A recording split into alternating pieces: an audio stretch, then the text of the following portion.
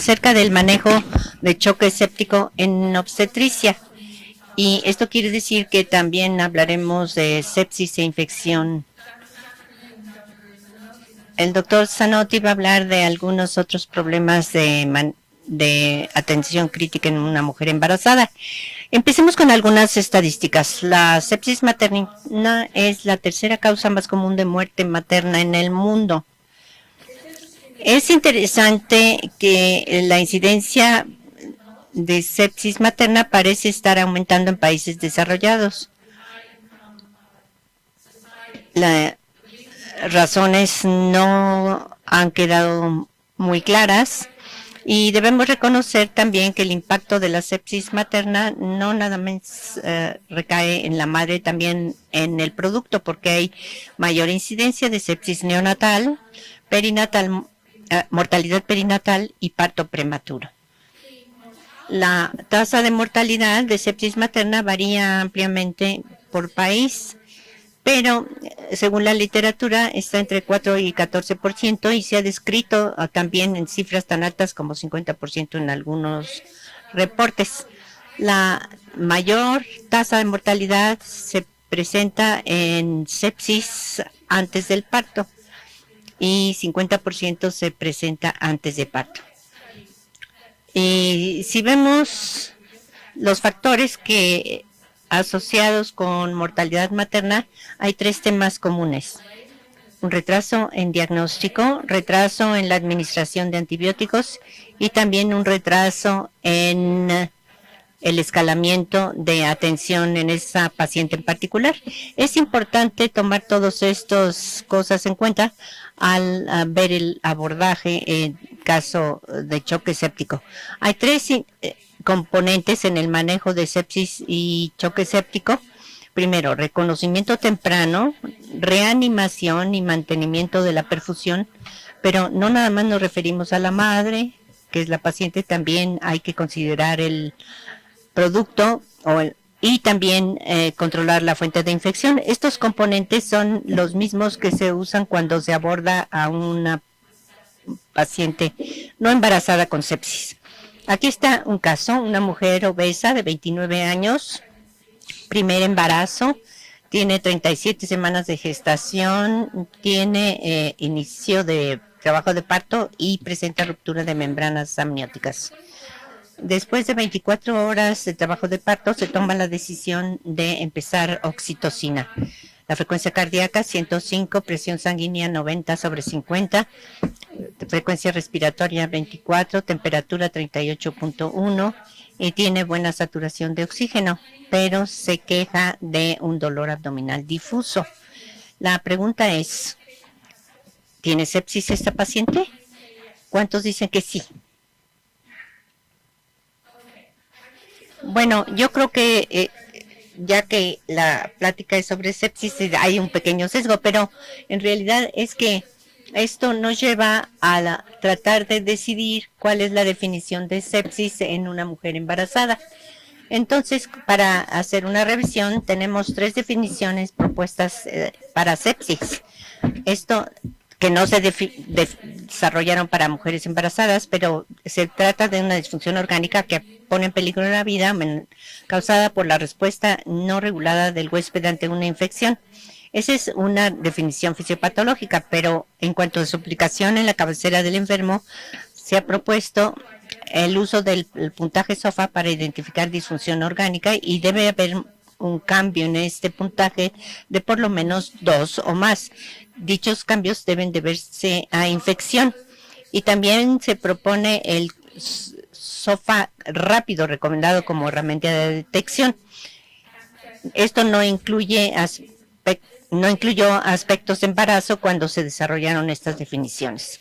Ahora, la definición de choque séptico que se propuso es un poco interesante porque dice que es una condición asociada con sepsis donde las anormalidades circulatorias, celulares y metabólicas son suficientemente profundas como para causar un incremento en la mortalidad. Generalmente no se define una enfermedad por mortalidad, entonces esta definición no es fisiopatológica, es como una definición de mortalidad. Y aquí los criterios clínicos son hipotensión, persistente que requiere vasopresores para mantener una presión arterial media de por lo menos 65 milímetros de mercurio y un lactato mayor de 2 después de reanimación con volumen. Entonces, desafortunadamente, esta definición subraya un choque refractario, no choque temprano. Estamos hablando de choque refractario. La OMS, entonces, emprendió un proyecto para tratar de definir sepsis en embarazo y se sacó una declaración hace 2 años. Y esa definición la tomaron de sepsis 3, que tal vez no es favorable a la paciente. Dicen que la definición es una condición que amenaza la vida caracterizada por disfunción orgánica que resulta de infección durante el embarazo, parto, posparto y postaborto. Ahora, no se ha definido criterios clínicos definitivos para aplicar a la definición, pero creo que lo que están diciendo es que están buscando criterios simples y prácticos para identificar la sepsis en mujeres embarazadas y también para confirmar la sepsis. Los expertos de la OMS dijeron que tal vez los criterios de identificación deberán basarse en sospecha o confirmación de infección y signos de disfunción orgánica usando las palabras leve a moderada. Esto está bien, pero recuerden que la disfunción orgánica ya es un hallazgo tardío, pero los criterios que sacaron o que sugieren, si los vemos, son una combinación de criterios de Sears y un poquito de disfunción orgánica. Taquicardia, que viene de Sears, taquipnea viene de Sears, hipotensión, que viene de sepsis 3, y disfunción orgánica con alteración de estado mental y bajo gasto urinario, que son algo similares a sepsis 3. Estos son los criterios que se han definido en ese momento. Ahora, las definiciones de sepsis 3 no se han validado para pacientes obstétricas. Será mejor no usarlas, pero sepsis 3 e incluso la definición de la OMS tienden a enfatizar etapas tardías de infección, cuando clínicamente lo que queremos hacer es identificar tempranamente y empezar el tratamiento antes de que se desarrolle la disfunción orgánica. La mayor limitación del uso de disfunción orgánica en embarazo es que los cambios fisiológicos generalmente resultan en una sobreestimación baja o alta de la sepsis cuando se utiliza disfunción orgánica en embarazo. Hay algunos puntajes que se han propuesto y el SIRS y el SOFA rápido se han demostrado que sobreestiman morbilidad y mortalidad en pacientes obstétricas. No son excelentes. Hay un puntaje de sepsis en obstetricia que se ha propuesto usando signos vitales, oxigenación, recuento de glóbulos blancos y lactato. Y esto es específico para sepsis. Y luego hay algunas herramientas que no son específicas para sepsis, pero que se han usado en obstetricia. Una de ellas es Maternal Early Warning Tool y también Modified Obstetric Early Warning Scale, escala modificada de alarma temprana obstétrica. Y probablemente pueden tener más bien un valor predictivo negativo. Si el puntaje de la paciente es baja o 0, dependiendo de qué herramienta se use, se puede sentir bastante confiadamente que no tienen sepsis, pero no son útiles para incluir sepsis en el diagnóstico de la paciente. Ahora, si vemos a las pacientes y vemos los factores de riesgo para que tenga sepsis la paciente, se incluyen las características personales de la paciente y también algunos factores obstétricos que aumentan el riesgo. Y también se ven signos y síntomas clínicos, viendo no nada más a la madre, también al producto o al feto. Veamos estos factores de riesgo. Estas son características personales. Edad avanzada. Tomen en cuenta que una edad avanzada en obstetricia es 35 años. Siempre no me gusta decir esto. Obesidad, inmunocompromiso, diabetes, comorbilidades crónicas, insuficiencia hepática, enfermedades de células falciformes, bajo nivel socioeconómico, todas estas cosas que se ven también en pacientes no embarazadas, anemia, desnutrición. Y lo excepcional que corresponde a pacientes embarazadas son portadoras de estreptococo grupo B o si hay estreptococo grupo A en algunos de sus contactos. Esos son los factores de riesgo, tabaquismo, antecedentes de infección pélvica que también aumentan riesgo. Ahora, los factores de riesgo obstétricos son para embarazo específicamente. El más importante y en obstetricia es parto por cesárea. Casi se puede garantizar que van a encontrar esto en la parte superior de la lista. Cualquier otro procedimiento invasivo, primer parto, gestación múltiple, ruptura de membranas prolongada, trabajo de parto prolongado, exámenes vaginales múltiples. Mientras más exámenes vaginales, mayor riesgo de sepsis, productos retenidos de la concepción, particularmente hemorragia postparto o necesidad de transfusión, mayor riesgo de infección, traumatismo vaginal, y si hay cesárea o alguna intervención quirúrgica, por ejemplo, un hematoma en la herida, aumenta el riesgo. Al ver las manifestaciones clínicas, hay algunas de tipo general. Estas son las que se usan también para pacientes no embarazadas. Fiebre. En una mujer embarazada, la fiebre siempre amerita una evaluación para posible infección. Y, sin embargo, hay pacientes con sepsis que pueden no tener fiebre. Taquicardia. Esto es un poquito difícil. Si la paciente está en trabajo de parto y con dolor, la frecuencia cardíaca sube. Presión arterial más baja de lo esperado. Aquí la clave es de lo esperado por lo que se espera en embarazo. Aumento en frecuencia respiratoria, pero la frecuencia respiratoria sube con las contracciones. Entonces no es algo específico, son signos clínicos razonables que buscar. Signos y síntomas obstétricos específicamente son sensibilidad uterina, dolor abdominal o pélvico, flujo vaginal maloliente o purulento, hemorragia vaginal persistente posparto, choque tóxico, buscando una erupción maculopapular en la paciente, y otra cosa a considerar podría ser mastitis. Se busca eritema, sensibilidad o dolor en las mamas. Ahora, hablando de las manifestaciones no obstétricas, ya mencionamos las anomalías de signos vitales, pero recuerden que las mujeres embarazadas también tienen neumonías, pueden tener infecciones de vías urinarias, pueden tener apendicitis. Entonces, buscar cosas tales como producción de esputo, tos, dolor de costado, disuria. Pueden tener también dolor abdominal, sugiriendo apendicitis más que una causa obstétrica. No olviden que debemos también analizar el feto en cuanto a manifestaciones clínicas, y el parámetro más común a utilizar es la frecuencia cardíaca fetal.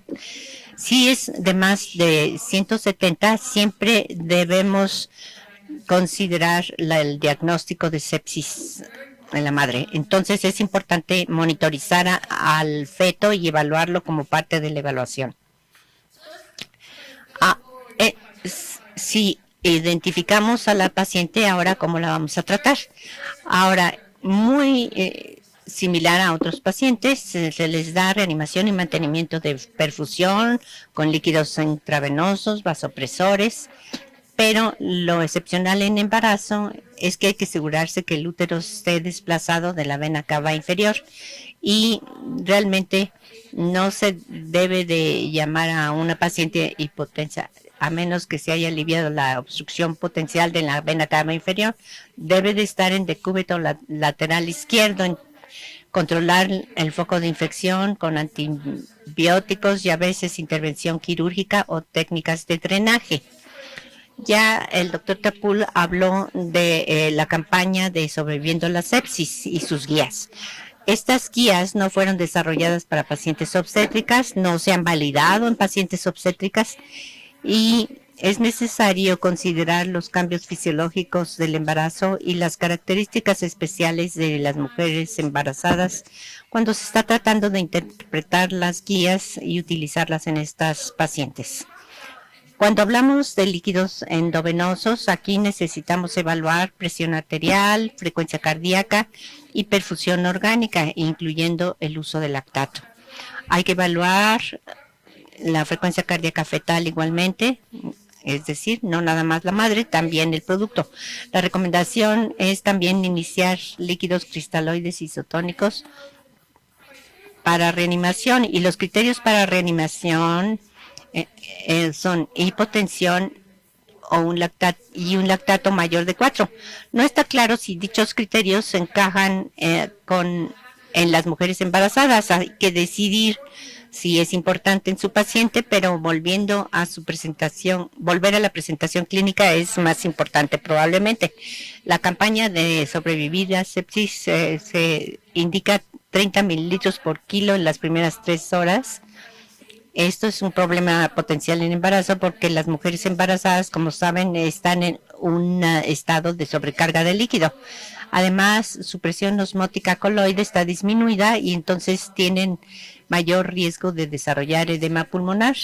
Muchos expertos en obstetricia recomiendan empezar 20 mililitros por kilogramo de líquidos endovenosos para la reanimación.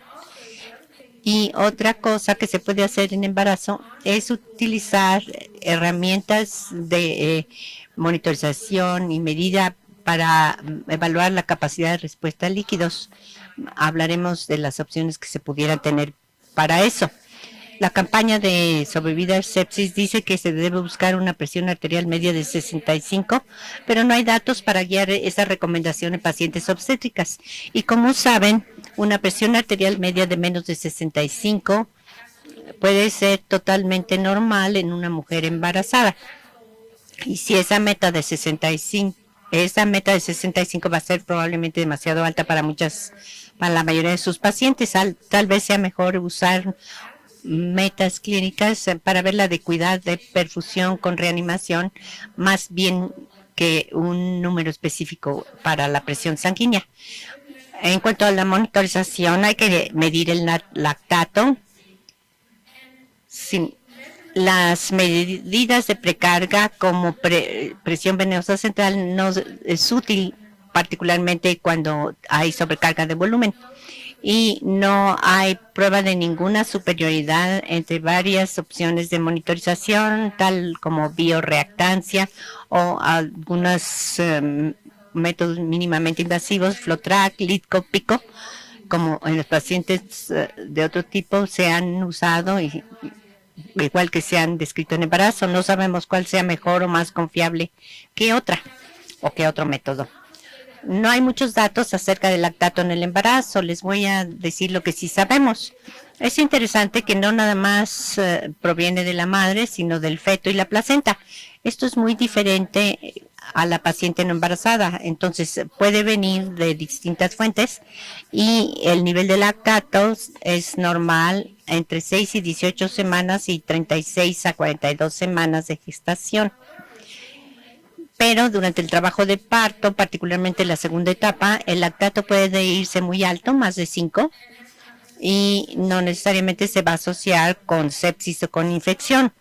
Se piensa que el lactato se genera por metabolismo fetal anaeróbico y hay que tener cuidado al interpretar el lactato durante el trabajo de parto.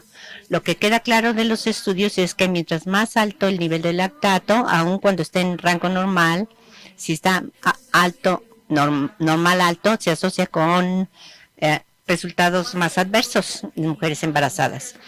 Un estudio viendo las características del lactato mayor o igual a 4 mostró que es 88% específico para sepsis severa, pero no es muy sensible. Esto probablemente es cierto para muchas de nuestras pacientes. Ahora, cuando hablamos de herramientas para monitorizar, Muchas de las de mínima invasión pueden utilizar levantamiento pasivo de las piernas. La pregunta es si eso se puede usar en una mujer embarazada. Lo que sabemos es que en preeclampsia severa el levantamiento pasivo de piernas sí predice la respuesta a líquidos. Hay una respuesta similar a las 22 a 24 semanas en mujer embarazada comparada con la no embarazada. Lo que no sabemos es qué tan precisa es el levantamiento pasivo de piernas en el último trimestre, porque aquí hay más probabilidad de tener compresión venosa de retorno venoso. Entonces, la recomendación es que la mujer esté en decúbito lateral izquierdo. Hay que desplazar el útero antes de hacer un levantamiento pasivo de las piernas, pero se ha usado con éxito y es una buena forma de hacer una prueba de respuesta a líquidos sin administrar más líquidos. Vasopresores. En embarazo no hay autorregulación del flujo sanguíneo al útero y al feto. El flujo sanguíneo depende entonces de la presión sanguínea materna. Esto quiere decir que si la madre tiene hipotensión, se reduce la perfusión al feto. ¿Y qué se va a hacer entonces si los líquidos no funcionan? Bueno, los vasopresores son una opción. Noradrenalina sería el primer vasopresor a recomendar, pero no usen vasopresor si hay posibilidad de inducir contracciones. Es distinto entonces a una mujer no embarazada.